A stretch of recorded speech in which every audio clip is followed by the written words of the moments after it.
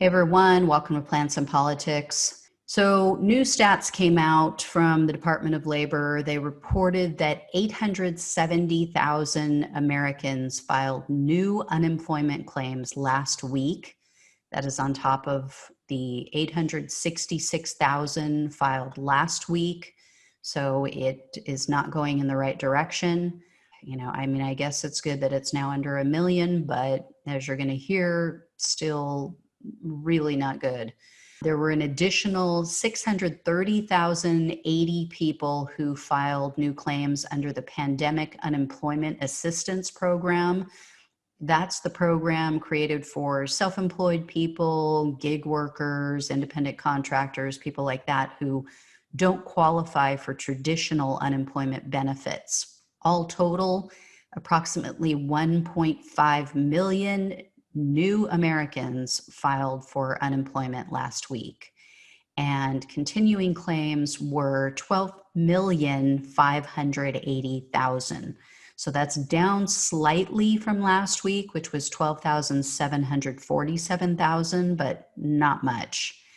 And it's important to note, too, that state unemployment benefits end after a set period of time. So many people have fallen off of the traditional unemployment rolls simply because they maxed out.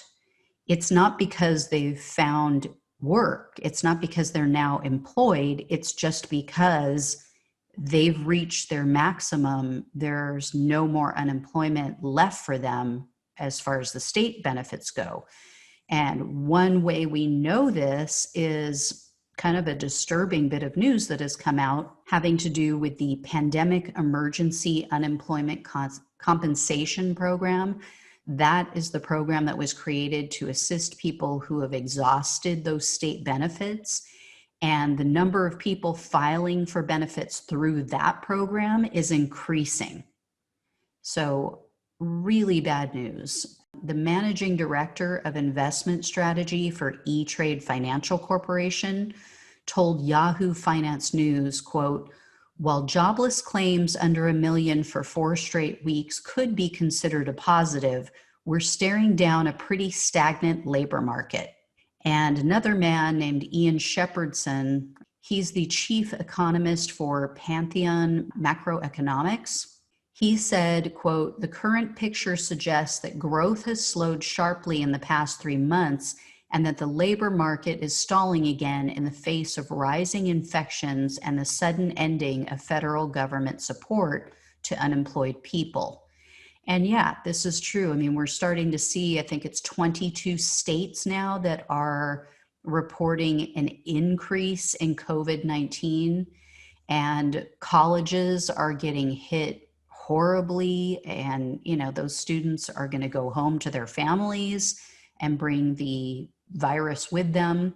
So people are terrified and desperate, and unfortunately desperate people do desperate and heinous things. Take, for instance, this was an article that was just published yesterday by NPR, and my jaw hit the floor. They share a story in the article about a bus driver who had been laid off. It was a woman named Jean, and she did not want to provide her last name because she fears retaliation. So Jean told NPR that she was able to manage on her own with unemployment benefits. She was able to cover all of her bills. But recently she received a very upsetting call from her son in Chicago, who has 2 children. He had been laid off and he was unable to pay his rent, and his landlord had someone shoot his dog. And then that person threatened him and said, "We should have killed you too." This is just unbelievable. But I mean, stuff like this is going to happen in increasing numbers because we've left people with no options. And I mean, seriously, whoever shot this guy's dog needs to be buried below the prison. But I mean, this is the kind of craziness that we're in for if our government doesn't step up. And here's the thing, part of the NPR article quoted stats that they'd gathered through a poll that they hosted. So here's like really scary stats. 46% of the Americans they polled reported having, quote, serious financial problems. Almost half. Almost 1 in 3 that they polled said that they had already used up all or most of their savings. 1 in 6 of the households polled reported that they had to skip or delay a major payment on a major bill so that they could purchase food. And 1 in 5 families reported that they were struggling to make their rent or mortgage payment. And this is disproportionately affecting people of color because report after report, including this one, talks about how white families, by and large, are doing better financially and have more of a financial cushion to fall back on.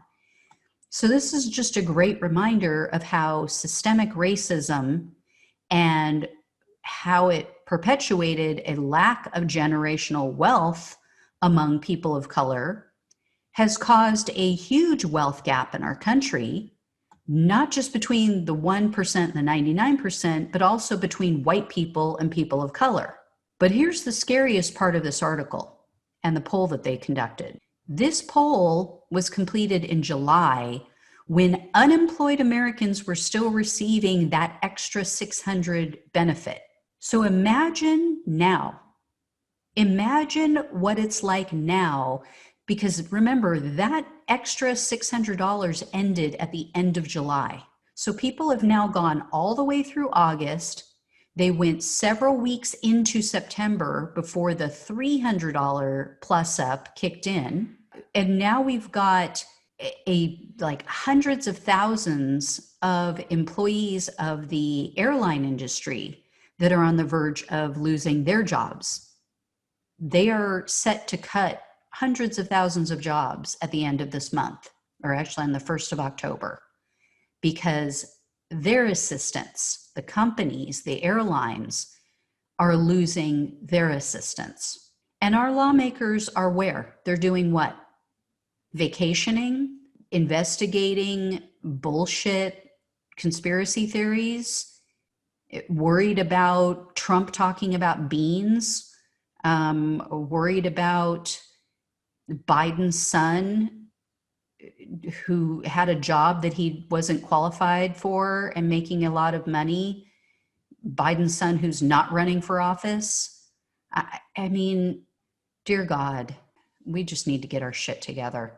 So as always, guys, like, share, subscribe. I will talk to you soon. Take care. Thanks for listening to Plants and Politics. The only way we can take our country and power back is to spread the truth and build an army. So remember to like, follow, subscribe, and share on Facebook, YouTube, and wherever you listen to your podcasts. Thanks again.